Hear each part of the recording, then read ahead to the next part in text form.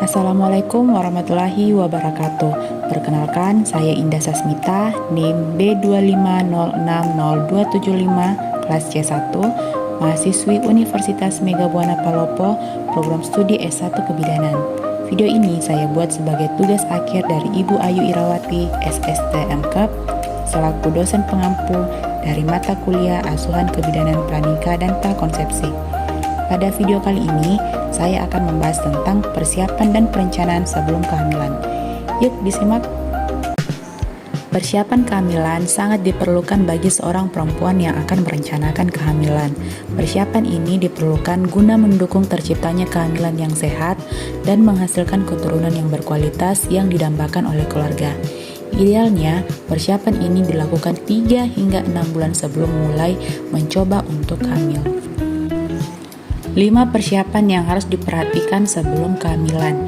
Yang pertama, persiapan fisik. Kedua, persiapan gizi prakonsepsi. Ketiga, persiapan psikologis. Keempat, persiapan finansial. Dan yang kelima, pengetahuan tentang kehamilan. Persiapan yang pertama adalah persiapan fisik. Persiapan fisik merupakan fondasi utama agar tubuh ibu mampu menjalani perubahan besar selama 9 bulan kehamilan dan proses persalinan. Tubuh yang bugar tidak hanya mempermudah proses mengandung, tetapi juga mempercepat pemulihan pasca persalinan. Adapun persiapan fisik yang harus dilakukan dalam persiapan dan perencanaan kehamilan yaitu mengonsumsi makanan yang bergizi seimbang, mengkonsumsi asam folat dan tablet tambah darah, menghindari mengkonsumsi yang mengandung kafein, alkohol, dan berhenti merokok, menjaga berat badan ideal, olahraga teratur, dan istirahat yang cukup. Persiapan fisik juga meliputi pemeriksaan fisik kesehatan antara lain pemeriksaan tanda-tanda vital seperti tekanan darah, nadi, suhu, dan respirasi. Pemeriksaan penunjang terdiri dari pemeriksaan darah rutin seperti cek kadar hemoglobin, trombosit, leukosit, hepatitis B, golongan darah, resus, gula darah, TORS, herpes simplex, dan talasemia jika dianjurkan. Persiapan yang kedua adalah persiapan gizi prakonsepsi. Persiapan gizi prakonsepsi bukan sekedar makan yang banyak, melainkan memastikan tubuh memiliki cadangan nutrisi yang cukup untuk pembentukan organ janin di minggu-minggu awal kehamilan, bahkan sebelum Anda menyadari bahwa Anda hamil. Status gizi ibu yang baik pada masa prakonsepsi merupakan hal yang penting. Calon ibu harus menjaga berat badan agar ideal.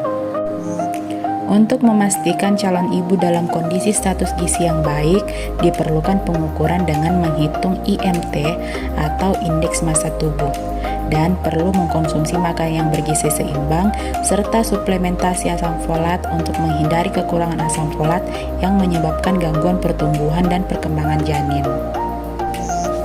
Persiapan yang ketiga adalah persiapan psikologis. Persiapan psikologis atau mental calon ibu dan ayah sangat penting dalam persiapan dan perencanaan kehamilan.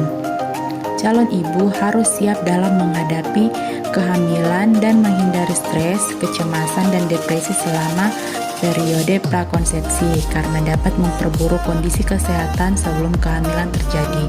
Jika tidak tertangani dengan baik, dapat berlanjut pada masa kehamilan yang akan mempengaruhi pertumbuhan serta perkembangan janin selama masa kehamilan. Calon ibu dan calon ayah perlu mencegah terjadinya masalah psikologis pada masa prakonsepsi dengan mempersiapkan kondisi emosional, menghindari stres. Pasangan suami istri harus mendukung satu sama lain karena persiapan dan perencanaan kehamilan merupakan tanggung jawab bersama.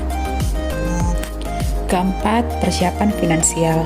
Persiapan finansial pada masa prakonsepsi juga sangat penting karena persiapan dan perencanaan kehamilan memerlukan persiapan finansial yang optimal untuk memenuhi kebutuhan selama periode prakonsepsi dan berlanjut selama masa kehamilan, bersalin, dan nifas sampai dengan perawatan bayi baru lahir. Persiapan finansial berhubungan dengan keuangan dan penghasilan. Pada periode prakonsepsi, persiapan finansial berhubungan dengan kebutuhan pasangan dalam memenuhi kebutuhan pada masa prakonsepsi, seperti pemeriksaan kesehatan prakonsepsi, pemenuhan nutrisi, pemeriksaan penunjang lainnya sehingga membutuhkan persiapan finansial yang optimal. Dan yang terakhir adalah pengetahuan tentang kehamilan. Pada masa prakonsepsi, pasangan usia subur harus mengetahui dan mendapatkan informasi tentang kehamilan. Pengetahuan tentang kehamilan diantaranya yang pertama adalah masa subur. Agar dapat terjadinya kehamilan, pasangan harus mengetahui tentang masa subur agar dapat hamil. Masa subur biasanya terjadi pada 13 hari setelah hari pertama haid terakhir bagi yang memiliki siklus haid 28 sampai dengan 30 hari. Dan masa subur terjadi pada hari ketiga sebelum dan sesudah masa subur yang ditandai dengan perubahan lendir serviks menjadi lengket dan kental, serta meningkatnya jumlah cairan berwarna bening yang keluar, dorongan seksual meningkat, suhu tubuh meningkat dari biasanya, dan payudara menjadi lunak. Yang kedua adalah proses kehamilan.